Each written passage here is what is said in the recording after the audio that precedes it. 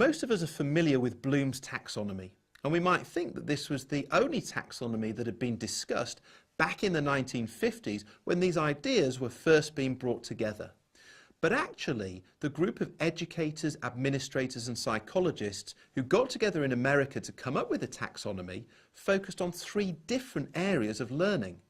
They looked at the cognitive domain, the affective domain and the psychomotor domain.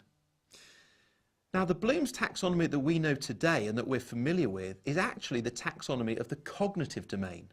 So it's concerned with the cognitive processes that students engage in when they're learning. And we know that it goes from knowledge, comprehension, application, analysis, synthesis, evaluation. And this is appropriate to large swathes of the curriculum, but not to every area. And this was understood back at the very beginning, because the original taxonomy of the affective domain was all about learning connected to moral reasoning and emotional intelligence.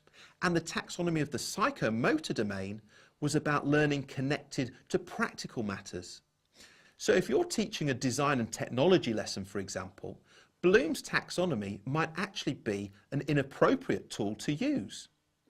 The taxonomy of the psychomotor domain may well be much more relevant because this is a hierarchy of learning when it comes to practical matters.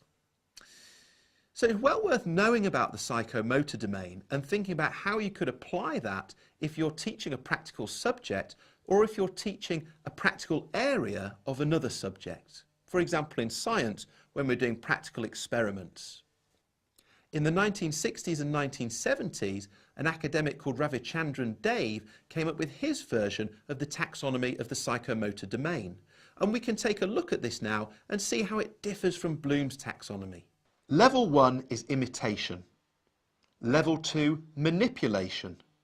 Level 3, precision. Level 4, articulation. And level 5, naturalization. This is a much better reflection of the process we go through when we're acquiring a practical skill. So I would argue that the taxonomy of the psychomotor domain is a much more relevant taxonomy to be using when we're teaching a practical subject. And actually we should turn to this rather than Bloom's taxonomy to underpin our questioning, our lessons or individual activities. Golden nugget. The taxonomy of the psychomotor domain is much more relevant when we're dealing with practical aspects of learning.